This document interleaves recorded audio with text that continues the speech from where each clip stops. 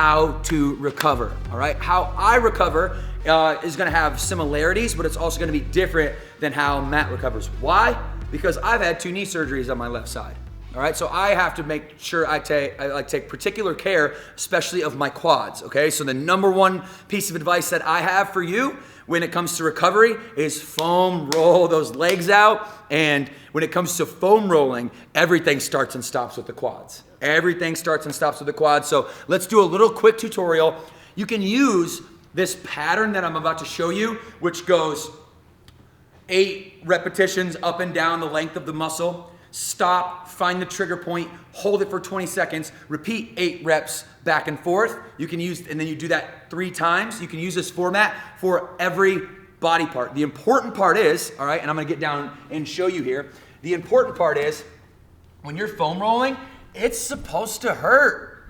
Guys, it's supposed to hurt. And it's supposed to hurt in a different way than your recovery, but we have to do what's called release the fascia, or myofascia release, and that's what's happening. This is like a self-imposed massage therapist. That's what a foam roller is. Think about it that way. And if you use the foam roller the right way, you don't really need a massage therapist per se, generally speaking.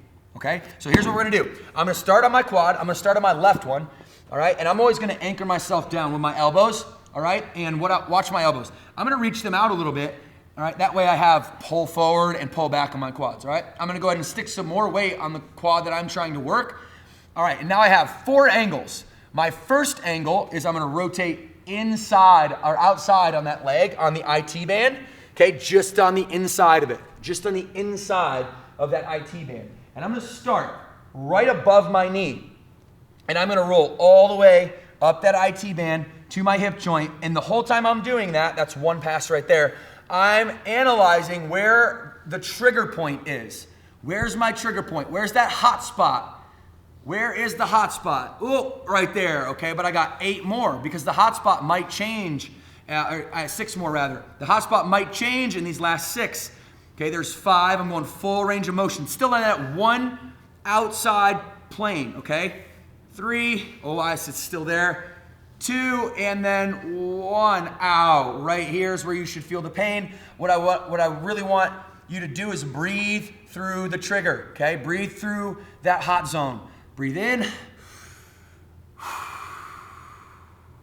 And really try to let your body weight on that trigger point sink around it. Try to fold around the foam roller. What I don't want you to do on this is try to be like super straight and stiff. Just let your body fall over and hold it there for 10, 9, 8, 7, 6, 5, 4, 3, 2, 1. I'm going 8 more, all the way up and all the way down. And I won't do all the repetitions here just out of respect for your time, but you know what I'm talking about, right? It's 8 repetitions, find the hot spot, hold the hot spot for 20 seconds, go 8 more repetitions, and then that's just 1 pass on the quad. Then you're gonna do a quarter turn in. Okay, same thing, quarter turn in. Notice that little subtlety again. I go from here to here. Watch my feet. I go from here to here. Now I'm on that, the second quadrant, and I'm going up and down for 8, and hold the trigger point and up and down for 8, and then I'm gonna fold to the middle. Now, this is the one that hurts the most, okay? Now, when I get here in the middle and I'm looking straight forward, you're gonna get all the way up into your quad, you guys, all the way up into your quad here, where it's really attaching into your hip and your hip flexor, and you'll feel it all the way up in here. What you don't want to do is roll over the joint, okay? And usually your trigger point on this plane here, this middle quadrant, it's gonna be right at the top for most of us. Again, pulling my elbows in a position, and you can relocate them and you can shift them around and all that, okay? Putting them in a position where I'm feeling it. Right there's, oh yeah, that's the trigger point. I'm gonna go do my 8, I'm gonna stop, I'm gonna hold, and I'm gonna continue to do my 8. So you get the point, right?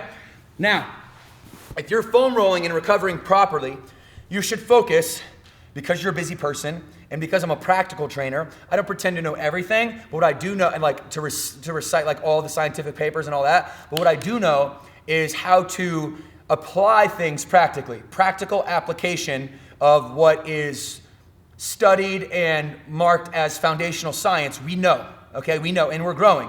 And Matt and I are always looking into how do we reflect the truth in fitness, right? How do we reflect the truth? And the truth is, is that you're very busy. That's the first truth. And we make these videos for you.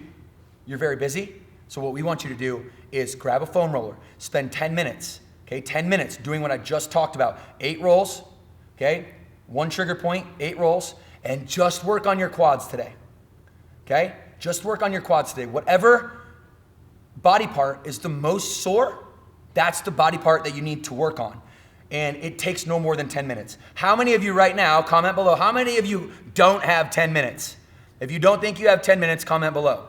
If you know you have 10 minutes, also tell me what you're doing with that 10 minutes instead of foam rolling, okay? And if you're one of those people that don't have 10 minutes to recover so that your life's major tool, your body, the way you move, the way you transport yourself, the way you walk, the way you talk, the way you behave, the way you act, everything, as you know, relies on your health and your mobility and your strength.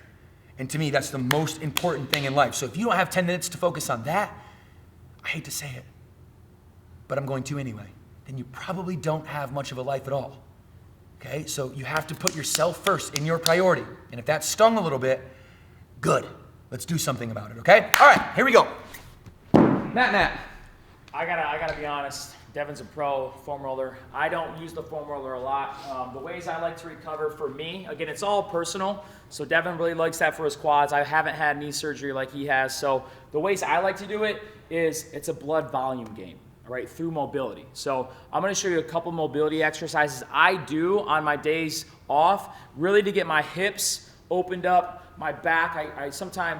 I'm chest heavy, so a lot of pain comes from my mid-back where I like trying to hunch forward. And I also sit at a desk. I know a lot of us at home are chained to that desk for 6 to 8 hours a day. He also has the world's greatest pectorals. So you might be hunched over. So the first one I want to show you is, and if you've done yoga before, you've seen these, is cat-cow. Okay, so, and this is new to you, it's really easy and it's going to make you feel better right away. So first thing is making sure my hands are directly under my shoulders, palms are flat. Again, this drives me crazy. No fingertips, save your fingers, okay? Drive your body weight through your palms, all right? And my knees are right underneath my hips. They're not back here. They're not really close to my hands, okay? So I'm squared up to the floor, and I'm gonna take a big inhale, and I'm gonna come in to that cat position. So I'm gonna round my back, I'm gonna tuck my chin, inhale, I'm gonna hold for 2 seconds, and when I exhale, I'm gonna go to cow, where my lower back arches, and I raise my eyes up towards the ceiling. And I'm gonna repeat that 5 reps. So that's 1. So I'm gonna inhale. Hold for 2 seconds. Again, tuck that chin, round as much as you can, and then exhale into cow. Again, butt goes back, lower back arches, eyes go up. And again, I'm gonna do that for 5 reps. Be really intentional with that cat and cow pose. That will help open up that lower back and that upper back where I have problems with as well. That's great. And those 2 things don't mean anything. Foam rolling and cat-cow stretching, like ballistic stretching, static stretching, it doesn't really mean that much if you're not recovering from the inside out. And so my best recovery tip, period, is to get 2.5 grams of leucine protein. Okay, leucine protein, the amino protein with leucine in it, which comes from animal products. Okay, and if you're targeting about 2.5, is it milligrams? Yeah, grams. Grams. 2.5 grams. Targeting 2.5 grams per meal, you're gonna have the protein inside of you that's going to help you recover anyway. Think of leucine as the super amino acid. It's one of the things that makes, outside of having a complete amino acid profile, it's one of the things that makes animal protein scientifically better. We're not saying, to all my vegans and all my vegetarians out there, we're not saying that plant protein complex isn't necessary. I strongly believe in the plant protein complex and the phytochemicals that are a part of that we're not getting, phytochemicals, minerals, vitamins that are helping the transport of that protein that sometimes you might not get as much of that in an animal protein product like elk, where it's like pure protein. It's like 90%, 95% protein. Yeah. So you need both is my point. You need eggs, you need fish, you need animal protein, you need plant protein. And I'm not gonna come from like an activist standpoint, I'm gonna come from a scientific standpoint. And this is what the scientific journals say. And the cool part about it is it's incorporating everybody's philosophy. There's like these nutrition wars that go on, like where vegans have to hate people that eat animal products and that hate people that do carb loading versus intermittent fasting and keto, and it's like shooting shots at one another back and forth to see who's the best. It's like we don't have any interest in being the best. We have an interest in being right and doing right by you so that you can understand what goes into your body is more important for your recovery than what you're doing with a foam roller or with stretching or anything like that. So you have to be able to, and we talk about this in an Ask Devan Anything episode.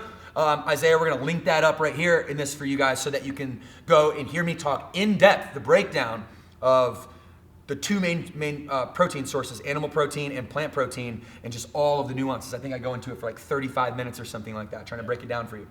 So anyways, that to me is a good start with recovery. And then I think the last thing, Matt, let's talk about the difference between ballistic stretching and static stretching. Okay, you kick that off. I'll fill you in. So ballistic versus static. Obviously, the word static means you're staying stationary, right? You're not moving throughout the range of motion. Ballistic is what I really would point you guys towards. Again, you want to get as much blood flowing through your body on those recovery days. All right, so the difference between static and ballistic. So I'm going to show you a static stretch right here, and we've probably all done this starting probably when we were in grade school, right? Hey, touch your toes, the reach test, and that's a static. So I'm going to inhale up. I'm going to point my toes back to my eyes, and I'm just going to reach my hands as far down my body as I can, and I'm going to hold this position. All right, so if you're into static stretching, you got to hold it for at least 30 seconds. All right, that is long enough for your brain to signal down to your muscle just to relax. So if it's less than 30 seconds, the muscle never fully lengthens. All right, and again, past 30 seconds, the brain is like, all right, relax, and the muscle ends up stretching the way it should. So again, I'm holding this position, I'm not moving. All right. Ballistic stretching would be I'm actively going back and forth, all right, between sitting and reaching, all right? You're stretching this muscle actively, all right? And that's the big difference between static and ballistic, all right? There's no right or wrong answer. It just might be a personal preference for you, which one you like more.